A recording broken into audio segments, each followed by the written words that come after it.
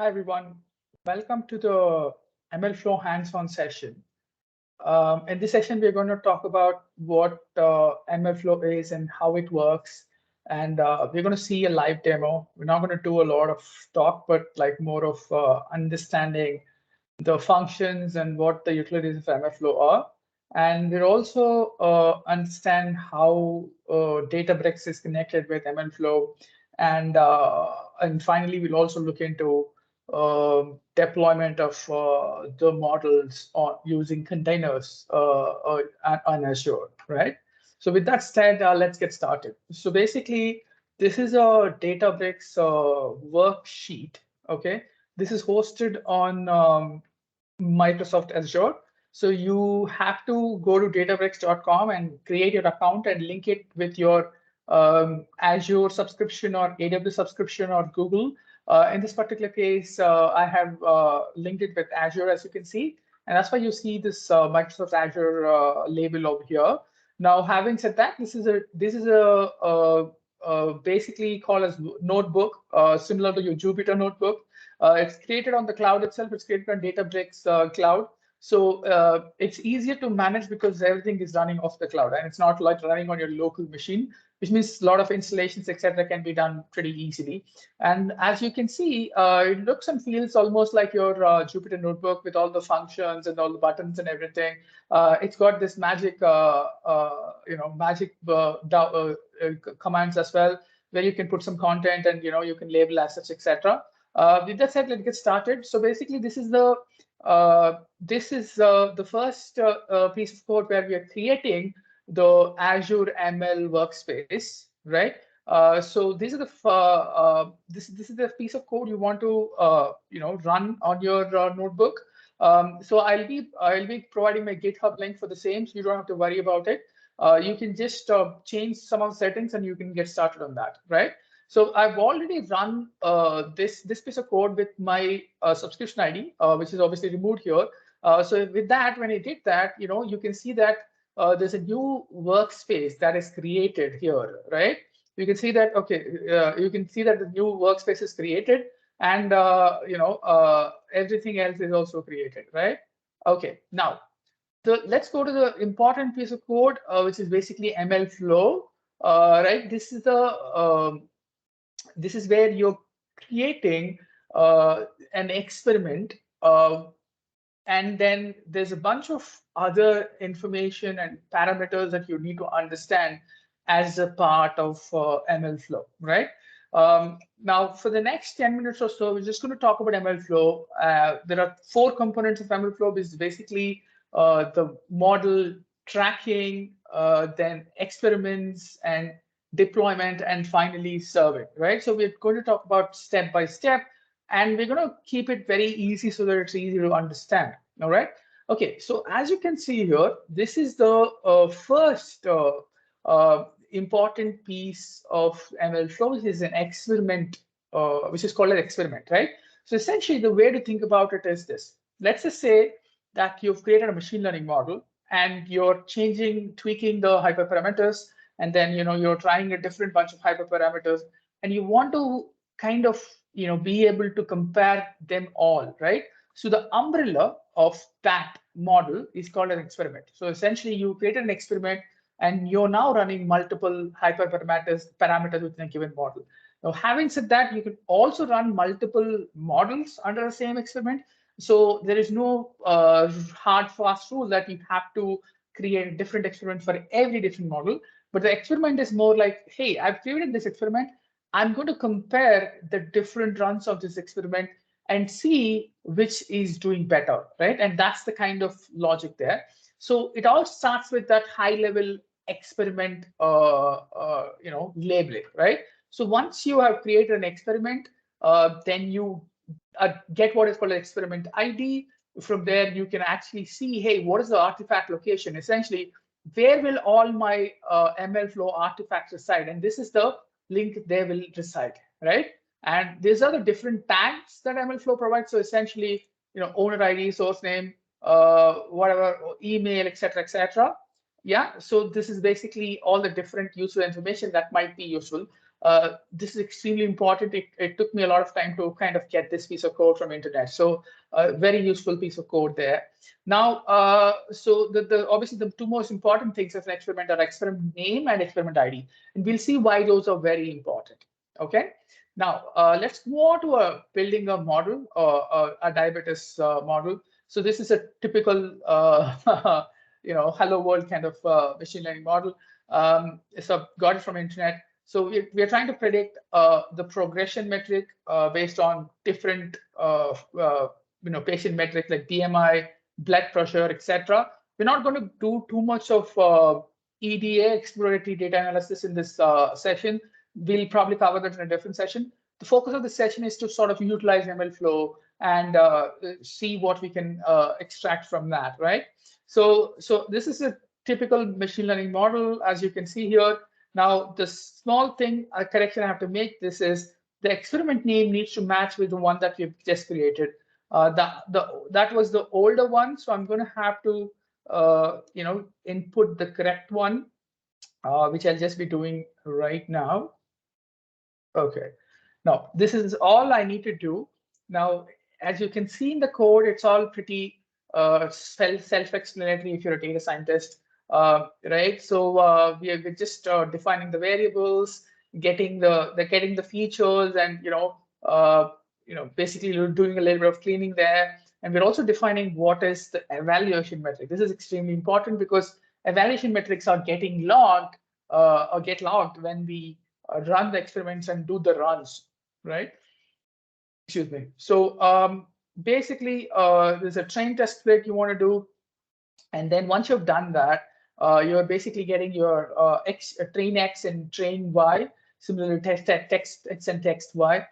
So you're getting all of that, and you're going about starting with the MLflow. So this is the key part of MLflow experiment tracking. So essentially, it starts with the statement with MLflow dot start run experiment ID, right? Now the experiment ID is being fetched automatically from the declaration in the previous code, so we don't have to actually do anything about it, right? So you don't have to hard code it, which is a good thing, obviously. And then what happens then is, it's declared as run, and then you have your code there. So the normal, machine learning code, there's no change there. So the difference being, you're going to have to log these metrics. So you have different evaluation metrics like RMSE, MAE, R-square, etc. Now you're logging these metrics and maybe other metrics you want to log. The cool thing about MLflow is that it gives you flexibility to log whatever you want to log, right? So as a data scientist, let's say you want to log all the different hyperparameters because you want to track the evolution of that, right? Maybe you want to track all the evolution of your hyperparameters as you run multiple runs and multiple experiments, etc. So you can define the parameters you want to log, and MLflow will just do as you wish, right? So in this particular case, not only are we logging R-square and RMSE and MAE, we're also logging alpha and element ratio, so that we want to see, hey, how is that evolution happening, right? Now, the other cool feature is that you're basically logging the model, right? Now, you use the model and the log model function, and you're logging the model. This is extremely important. We'll discuss why when we actually get into the MLflow UI.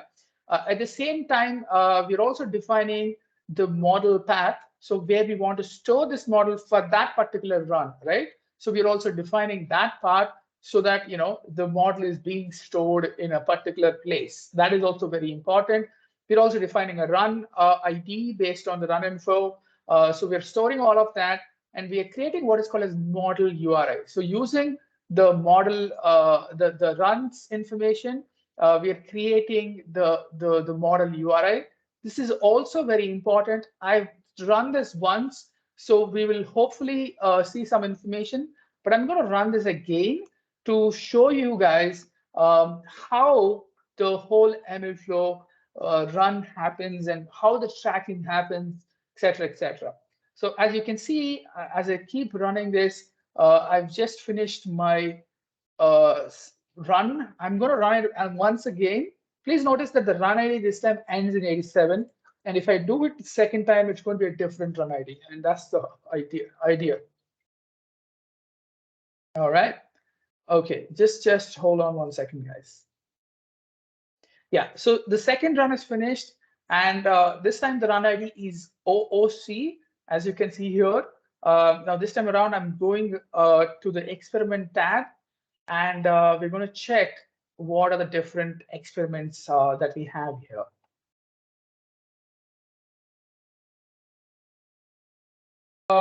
As you can see, the experiment is called like MLflow track engineer, right? In this tab, we can see that there's a bunch of runs we have done. There's about like 5 runs that we have done. So what has happened is in this tab, you can see that this run name, this time that it was created, the time it took to run, and the user and the source and like the model name, right? So basically, it's given all the different metrics. In fact, you can also add more metrics if you want to, or you can delete that. That's kind of up to you. So essentially, what is happening is this tab is useful for us to get an idea of what is going on in the runs that we have done. Now, apart from that, there's few other interesting features in MLflow. So the one interesting feature is you can actually pick the runs you want, and you can go ahead and compare themselves. And the MLflow will plot nice little graphs for you, so that you can actually see, hey, what's going on, let's say in a scatter plot or box plot or whatever. There's not much graphing happening here because they're the same runs, the data is the same, the results are the same. So the MA, et cetera, are the same. So that's why you're just seeing a single point. There's not much difference there. You can also scroll down and see how the different the results are coming out for different models. Again, because they're the same exact data and same exact splits and everything, you're not going to notice a difference, right? What we can do for fun is that we can actually go back, like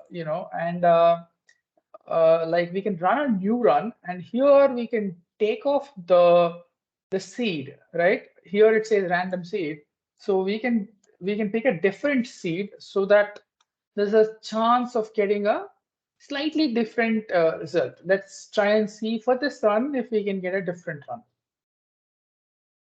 All right, it seems to have run. So let's see if this particular run is slightly different from other runs. Yeah.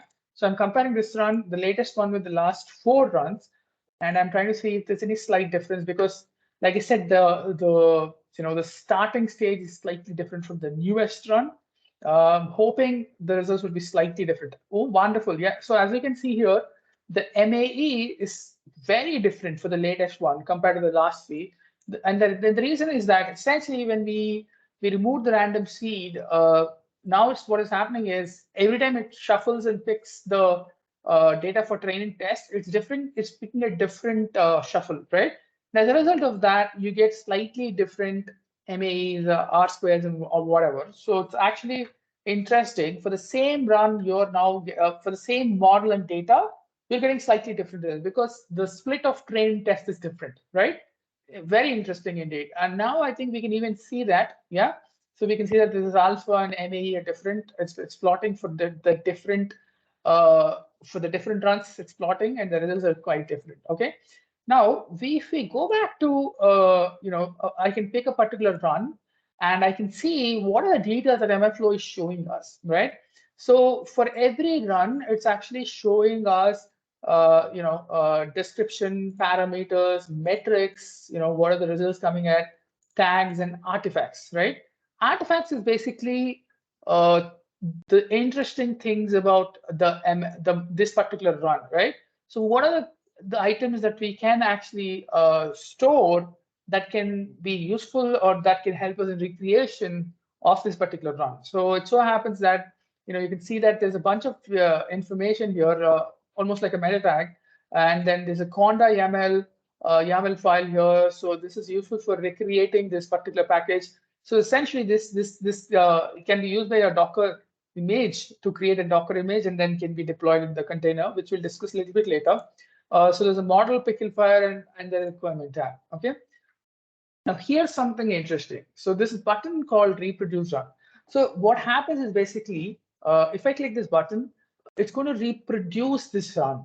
But the problem is it will not reproduce it exactly because I've removed the seed, the random seed. So I'll have to actually, not delete that, right? As long as I keep this as a random seed, we can go ahead and recreate this, and it'll exactly come as the previous one because it's going to pick up the same random shuffle. All right. So it's saying something. Okay. So it's just asking me to, go ahead and run it or whatever. So anyway, we'll skip that for now. So it's taking some time. Now, what we want to be interested in is basically the reproduce done. The reason why the reproduce done is interesting is because it basically, like, it's a good measure for seeing if there's a data drift, right? So for example, in the training flow and the test data, let's say you're running after 6 months, you can have the exact same conditions, everything else is same, the hyperparameters are the same, but you can see, hey, is there any change in the data? Is there a structural change in the data, like data drift or whatever? That can be measured directly by clicking this button. Let's just go ahead and run this anyway. So I hope it's going to run it. It's not going to change a lot of things. So yeah, it's just ran.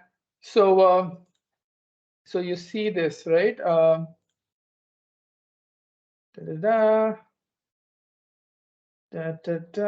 not getting that. I don't know why. Oh, okay. Oh, so basically the experiment ID was not defined. Oh, dog. So I'll have to, I can't run it in that one. I can only run it here because the experiment ID is defined here. So factorial is the same thing. There's not much difference, but it's just that the same, you're going to get it, right? See, now if we compare this one and this one, it's going to show the same exact results. That's the idea, right? See this 51.05, 51.05. That's because we have frozen the random seed states, which means it's going to take the same shuffle. All right. Now this is the interesting bit. Now let's do something else. So let's just take this, right? Now let's register this model. So what do you mean by register? So basically we are saying that, hey, this model is actually pretty interesting. I want it to be served in production, etc. So essentially, it's almost like you try 50 models and then you found a better model, like a challenger champion model, right? So this is basically, I'm thinking this is a challenger. So I wanted to be pushed to production. So as a data scientist, you're saying this is good. Now you push this to what we call as model registry, right? Once you do that, what happens is this is going to get pushed into this registry models. If you go and check out here, it shows the latest version to be version 5. That's because there are like 5 other versions that have been pushed to the registry, but because you push the latest one, the challenger, so the 5th model is what is ready to be pushed into production, right? So as a data scientist, your job kind of stops here. From here on, the ML ops and ML engineers would take over essentially. So basically, they then take this model and put it into production. That's the kind of a high-level end-to-end explanation of how MLflow works, right? So we've started from things like experiments, and we checked out runs. In the runs, we've seen different metrics, parameters, comparisons, graphs. We've seen charts of comparison, how things go about. Then we see a registry model. This is a high-level overview. There's many other integrations that can happen with MLflow. You can directly push a model from your model registry to production. There's many more other things, which we're not going to touch upon right now.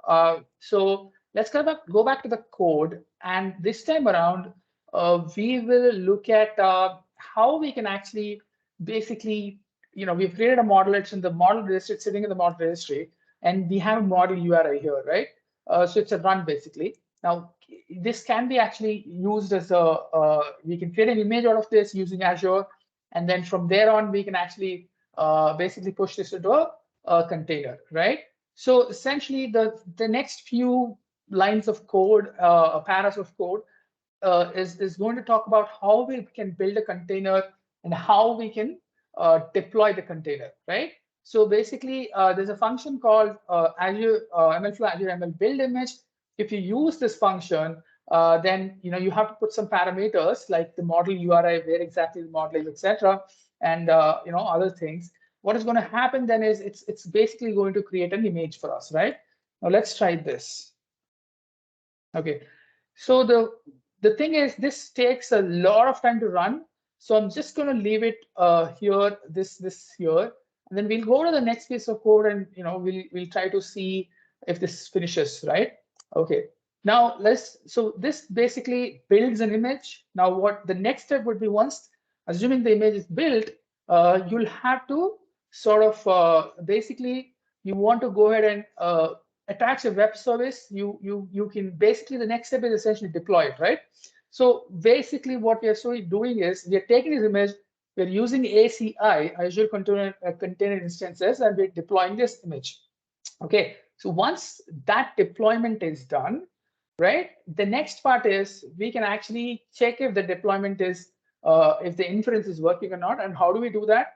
We just have to get some data from our test data, right? From the test data, we can take some sample, and then we can basically create a, we can push this data, when we take this data and make an inference request from that deployment, right? Now, this is a code that I've pulled from internet. So I've made some changes so you can actually test it on your own. Now, what happens is that this code is basically, this piece of code is a endpoint, right? So it's essentially used for a web service endpoint. Okay. The other thing that we could do is basically, instead of deploying it as a simple container, we could put it on a Kubernetes service. So Azure offers what is called as Azure Kubernetes Service, which is basically a managed Kubernetes cluster pod rather, right? So what happens is this has this incredible fault tolerance, and basically it almost has like 99.99% reliability, and so on, so auto scaling and all that, right? All the good features that the modern CI/CD pipelines use. So essentially, so we can actually take this image and deploy in Azure Kubernetes cluster, right? So again, the code for that is right here. You can go ahead and give it a try. Now, so as you can see here, it's a simple, first you have to create a AKS compute target, right? And then that creates a cluster, and then you have to sort of put the image on the cluster. The other option is that if you have an existing AKS cluster, you can also call that, and then you can basically connect this image there. Now let's deploy that previously created image to this particular cluster, right? For that, this is the code. So it's like web service deploy from that image. Here you're mentioning the model image. This is the important part, right? So the two most important things are workspace and model image. So once we have this, you can actually take that image, deploy into the AKS cluster. Once that is deployed, you can basically go ahead and pass an HTTP request. So essentially, once you this HTTP request, you would know if the service is basically active or not, right? I mean, as you're getting results or not. Okay. So what if you have to update your model? How do you do that? So the way to again, it's the same thing. So you have to build a new image for a new model, right? Let's say you have a new model, you will have to do a new build. And using the same new build, you can go ahead and update the container on the AKS cluster, right? So again, there's a function called update. Using this, you can actually update. So as you can see, overall, it's not a complicated job per se. So it's as simple as creating an image, building an image, and then deploying. So for deployment, you have multiple options. Similarly, for inference, you have multiple options. So it depends on your particular use case. But this is a high level, this is how things happen in production per se. This is not fully automated. This is the way, you can say it's partially automated. So basically, once a data scientist, registers the model, from there on, you can use this code to push the model. Basically, the next step would be to sort of deploy this new image to the cluster, right? So this is the function for that. This is the command for that. And the last step is essentially cleaning the deployments. So you can basically delete the web services and and the compute cluster. So if you don't want to like keep spending money on the Azure, that's pretty much it, guys. Thanks for your interest in this. So we will be doing next sessions on many interesting topics. like deploying to Amazon cluster and Google Vertex AI. We'll also touch upon a very important topic called TensorFlow Extended, which is very important and very useful for the modern data science machine learning pipelines. So thanks once again for checking out. Please check out the other videos in the channel. Thank you.